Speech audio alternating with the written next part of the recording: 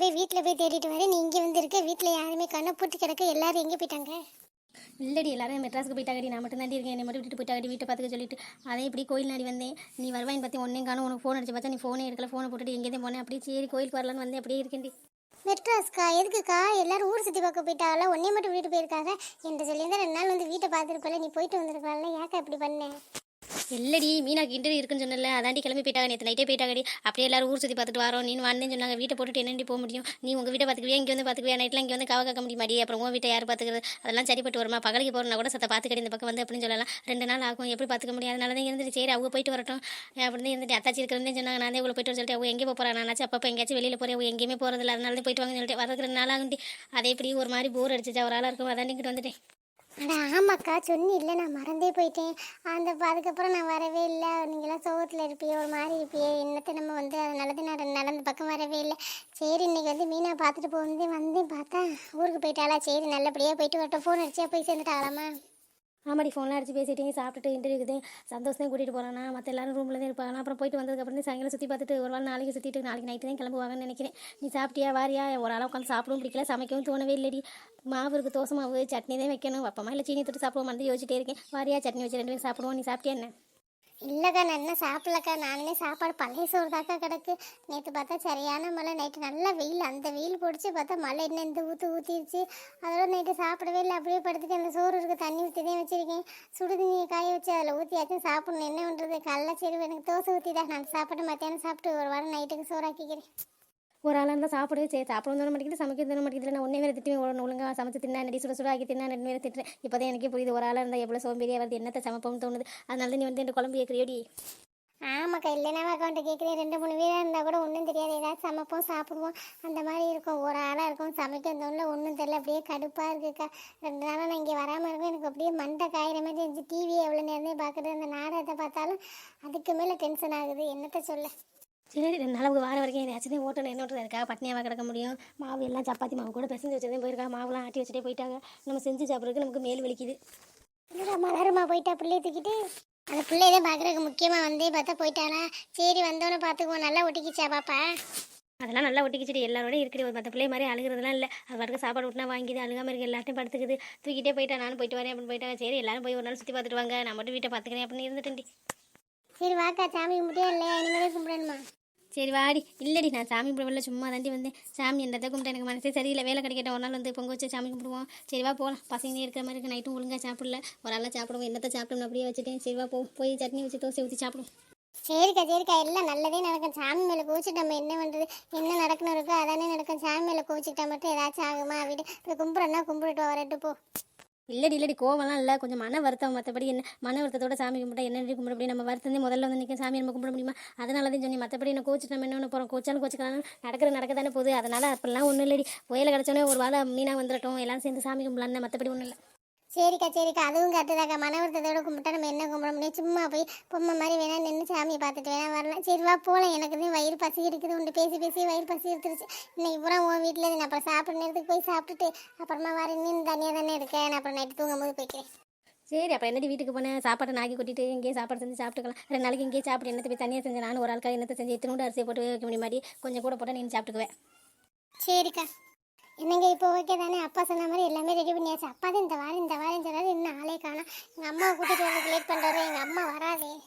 ஆமாம் வந்தேன்னா கடை வைக்க கொஞ்சம் செலவாகும். காசு பூரா காலி ஆயிடுச்சு. என்ன பண்ணுறதுன்னு யோசிச்சுட்டே இருந்தேன்.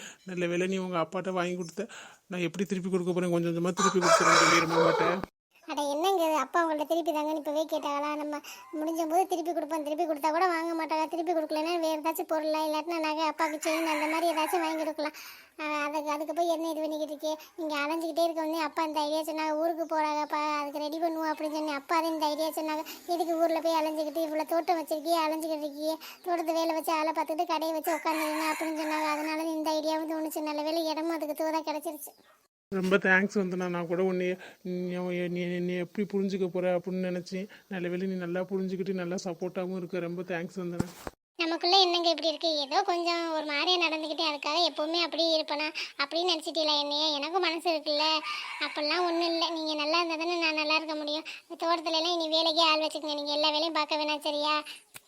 என்னம்மா பிள்ளை கடையில் ஓகே ஆயிடுச்சா? நல்லா பார்க்கவே கடை நல்லா அழகாக ரெடி பண்ணிட்டீங்களே. வர்றதுக்குதே கொஞ்சம் லேட் ஆயிடுச்சு. உங்கள் அத்தையத்தையும் கூப்பிட்டு பார்த்தேன், இன்னமும் சினிக்கிட்டு வரமாட்டேங்கிட்டா. சரி நீ அழுமூஞ்சியோட வரவே வேணாம், நீ இங்கேயே இருன்னு சொல்லிட்டு நான் விட்டுட்டு வந்துட்டேன். என்னப்பா அம்மா வரலைன்னா நீங்களாச்சும் சீக்கிரம் வரக்கூடாதாப்பா? ஒரு ஆளை எவ்வளோ கஷ்டப்பட்டு ரெடி பண்ண தெரியுமா? இவ்வளோ கஷ்டப்பட்டு எல்லாம் ரெடி பண்ணி வச்சுட்டு நீங்கள் இப்படி லேட்டாக வரீங்க யாரோ மாதிரி. ஆமாம் அம்மா, கொஞ்சம் சீக்கிரமே வந்திருக்கலாம்ல. நான் தான் ஃபோன் பண்ணி அத்தனை தடவை சொன்னல, அத்தையை கூட்டிகிட்டு வந்திருக்கலாம். அவங்க வராமல் இருக்கிறதையும் கொஞ்சம் மன வருத்தமாக இருக்குது. அவள் கோவம் தான் உங்களுக்கு தெரியுமில்ல, கொஞ்ச நாள் அப்படி தான் ஆடுவா. அப்புறம் அவளையும் புரிஞ்சுக்கிட்டு வந்துடுவா. அதை பற்றிலாம் நீங்கள் ஒன்றும் நினைக்காது. எங்கள் அம்மா அப்பா யாரையுமே காணோம், நீங்கள் 2 பேரும் மட்டும்தான் நிற்கிறீங்க. இப்போ தான் நின்றுட்டு 2 பேரும் போனாங்க. அதே நாங்கள் 2 பேசிக்கிட்டே இருந்தோம். மாமாவை என்ன காணுமே, நான் ரொம்ப தேங்க்ஸ் மாமா, நல்ல வேலை காசு இல்லைன்னு நினச்சிக்கிட்டு இருந்தேன். நான் ஊருக்கு போய் தான் சம்பாரிச்சு கொஞ்சம் ரெடி பண்ணலாம், வீடெலாம் ரெடி பண்ணலான்னு பார்த்தேன். இடமெல்லாம் கிடக்குன்னு நீங்கள் தான் சொன்னி எல்லாமே கடை வைக்க சொல்லி. இதுவும் நல்ல ஐடியா தான், எனக்கு தோணவே இல்லை. இடமும் நீங்களே பிடிச்சி கொடுத்துட்டியே, ரொம்ப தேங்க்ஸ் மாமா.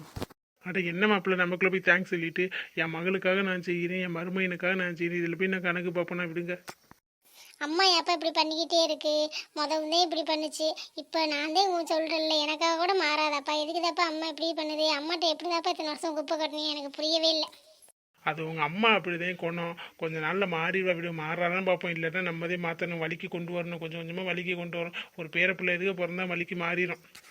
எங்கிட்டப்பா மாறினா சரிதான். அம்மா நான் என்ன சொல்கிறேனே தெரியல. அதனால தான் நான் இன்னைக்கு வந்துட்டு கூட இருக்கவே இல்லை. வந்துட்டு அம்மா ஏதாச்சும் மூஞ்சியை காட்டப்போ நானும் ஏதாச்சும் சொல்லுவேன் தேவையா, அதனால தான் வந்துட்டேன். சரி நீங்கள் 2 பேரும் கடையில் இருங்க, நான் போய் வீட்டில் உங்கள் அத்தையும் மாமாவையும் பார்த்துட்டு அப்படியே கிளம்புறேன். சரியா? என்ன மாமா இது வந்தோன்னு போகிறோம்னு சொல்லியா? இருங்க, நாங்கள் கொஞ்ச நேரம் கடையில் இருந்துட்டு யாராச்சும் ஆளை வச்சுட்டு வரோம். அப்புறமா வந்து சாப்பிட்டுட்டு நீங்கள் அப்புறம் லேட்டாகவே போகலாம். ஐயோ மாப்பிள்ளை, கடையை முதல்ல ஆரம்பிச்சுட்டு வேறு யாரையும் விட்டுட்டு வரையிலாம்ல. கொஞ்ச நாள் உங்களை பழக்கத்தை வச்சதே ஆளுகள்லாம் வருவாங்க. கொஞ்சம் 1 மாதம் 2 மாதம் ஆச்சுன்னா அதுக்கப்புறம் நீங்கள் கடையில் ஆளை வச்சுட்டு போகலாம். அது வரைக்கும் நீங்கள் இருங்க. உங்கள் பழக்க மூஞ்சி வச்சு ஆளுகள்லாம் வருவாங்கல்ல, அதனால நீங்கள் தான் இருக்கணும். சரியா? நான் போய் சாப்பாடு தான் எப்போ வேணாலும் சாப்பிட்டுக்கலாம். என்ன வந்தனா அது மாமா வந்துட்டு இப்படி சாப்பிடாமே போகிறாங்க. நீங்கள் கூட இருங்கன்னு ஒரு வார்த்தை கூட சொல்ல, போகணும்னு சொன்னோன்னு போங்கன்னு விட்டுட்டேன். ஏன் இப்படி பண்ணுற நீ? அப்பா சொல்கிறதும் கரெக்டு தானே. உங்கள் மூஞ்சி பழக்கத்தை வச்சு உங்களுக்கு எவ்வளோ பழக்கம் இருக்குது? வெளியில் போய் கை வைப்பீங்க. உங்கள் பழக்கத்தை வச்சதே ஆள் இங்கே வாங்க வருவாங்க. நீங்கள் வேறு ஆளை வச்சுட்டு போனீங்கன்னா உங்களுக்கு எப்படி தெரியும்? உங்கள் கடையிலேன்னு தெரியும். யாரும் புதுசாக ஒரு பையன் கடை வச்சிருக்கான் போல அப்படின்னு நினச்சிக்கிட்டுல போவாங்க. ஒரு அப்பா சொல்கிற மாதிரி அட்லீஸ்ட் 1 மாதத்துக்காச்சும் நீங்கள் இங்கே இருந்தால் தான் தெரியும் யார் கடை என்னென்னு. அப்போ தான் பழக்கத்தை வச்சு வாங்க வருவாங்க. சாப்பாடு தானே அப்பா எப்போ வேணாலும் வந்து சாப்பிட்டுக்குவா. இப்போ தான் எல்லாம் சரியாயிடுச்சு. அம்மா தான் கொஞ்சம் மக்கர் பண்ணுது, அதை தான் கொஞ்சம் ரெடி பண்ணணும். நீங்கள் கடையை பார்த்துங்க, நான் போய் வீட்டில் போய் அப்பாவுக்கு சாப்பாடு இருந்தால் போட்டு கொடுத்துட்டு தோசை மாவு கூட இருக்குது, ஊற்றி கொடுத்துட்டு வரேன். சரியா? உங்களுக்கு வரும்போது ஃப்ளாஸ்கில் டீ போட்டுட்டு தோசை ஊற்றி எடுத்துடவா, இல்லை சாப்பாடே கொண்டு வந்துடவா? தோசையெல்லாம் வேணாம் வந்தானா, எனக்கு சாப்பாடே கொண்டு வா. டீ மட்டும் ஃப்ளாஸ்கில் போட்டு நினச்சிக்கிற மாதிரி ஏதாச்சும் எடுத்துகிட்டு வரியா? சரிங்க, சாப்பாடு எல்லாமே எடுத்து வந்து நான் இங்கே தான் சாப்பிட போகிறேன். நம்ம 2 பேருமே சாப்பிடலாம். கடையை பத்திரமா பார்த்துக்கோங்க. சரியா? அதெல்லாம் ஓகே தான். உங்கள் அப்பா ஒரு விஷயம் சொன்னார், அது யாவும் இருக்கா? பேரப்பிள்ளை பிறந்தாதே உங்கள் அம்மா வருவாங்கனால, அதை பற்றி நீ என்ன நினைக்கிற? இப்போ தானே எல்லாம் ஒன்று கைப்பிடி வருது, எல்லாம் நடக்கிறபடி நடக்கும். நீங்கள் ஒன்றும் கவலைப்படாதீங்க. சரியா? சரி, நான் கிளம்புறேன். சரி வந்தண்ணா, பார்த்து போ. வரும்போது பார்த்து வா. சரியா? மழை பெஞ்சதுக்கு அதுக்கும் ஈரமாக கிடக்கும், வழுக்கும், பார்த்து வா. சாப்பாடு 2 பேருக்கு எடுத்துகிட்டு வந்து, தட்டெலாம் 2 எடுத்து வந்து, அப்புறம் தட்டெல்லாம் இங்கேயே வச்சுட்டு போயிடும். டெய்லி தூக்கிட்டே தெரிய முடியாது. ஆமாங்க, 2 தட்டு, கரண்டி, டம்ளரு எல்லாமே இங்கே போட்டு வச்சுக்கணும். ஒரு குளத்துல தண்ணி பிடிச்சி வச்சுக்கணும். எல்லாம் ரெடி பண்ணணுங்க. இன்னைக்கு தானே கடை ஆரம்பிச்சிருக்கோம். கொஞ்சம் போக போக தான் பிக்கப் ஆகும். எல்லாம் நான் பார்த்துக்கிறேன், நீங்கள் இருங்க. காசு சில்லற காசு தனியாக போட்டு வச்சுருக்கேன். நோட்டு தனியாக 10 ரூபா 20 ரூபா தனித்தனியாக போட்டு வச்சுருக்கேன். எல்லாம் பார்த்து எவ்வளோ இருக்குன்னு எண்ணி வச்சுக்கோங்க. அப்போ தான் நைட்டு கணக்கு பார்க்கும்போது எல்லாம் சரியாக வரும். சரியா? அப்புறம் இங்கே காய் வாங்க வர அப்புறம் கஷ்டப்படுறவங்க கொத்தமல்லி புதினா இதுக்கெல்லாம் காசு வாங்காதீங்க. அதெல்லாம் சும்மாவே கொடுங்க. எலுஞ்சம்பளம்லாம் கேட்டாங்கன்னா கொஞ்சம் கூடவே 2 கொடுங்க. சரியா? காயெல்லாம் நீங்கள் கொடுக்க தெரியும், இருந்தாலும் சொல்கிறேன். இண்டி எத்தனை வருஷமா நான் வியாபாரம் பார்க்குறேன், எனக்கே சொல்றியா நீ? அதெல்லாம் நான் பார்த்துக்கிறேன். சரி, நீ பத்திரமா போ. இல்லைங்க சொன்னி, இப்போ தானே எல்லாரோட கஷ்டமும் எனக்கு புரியுது. முன்னாடிலாம் காய் எங்கேருந்து வருதுன்னே தெரியாது. எங்கள் அம்மா சமைச்சு போடாதும் காய் கூட நான் திங்க கூட மாட்டேன், அப்படியே தூக்கி வீசிடுவேன். தெரியுமா? கறிமீன் வச்சா மட்டும் திரும்பி கறியுமே அந்த சக்கையாக வரும்ல, அதெல்லாம் திங்க மாட்டேன். இந்த தோல் இதை மட்டும் தின்னுட்டு அப்படியே தூக்கி வீசிடுவேன். இப்போ தான் எல்லாரோட கஷ்டமும் தெரியுது. எவ்வளோ கஷ்டப்பட்டு அரிசி காய் எல்லாம் விளைக்கிறாங்க அப்படின்னு இப்போ தான் தெரியுது. அதோட இந்த ஃப்ரெஷ்ஷான காய் கிடைக்கிறதெல்லாம் எவ்வளோ ரேர். எங்கள் அம்மா பிரிச்சிலே வச்சு தெரியும். இப்போ நல்லா சத்தா சாப்பிடணும். எனக்கு என்னமோ உடம்பே நல்லா இருக்க மாதிரி இருக்குது. நம்ம காஞ்சி போனால் கீழே தானே போட போகிறோம். எக்ஸ்ட்ரா கேட்டால் கொடுக்கலாம்ல, அதனால தான். மற்றபடி வேறு என்ன?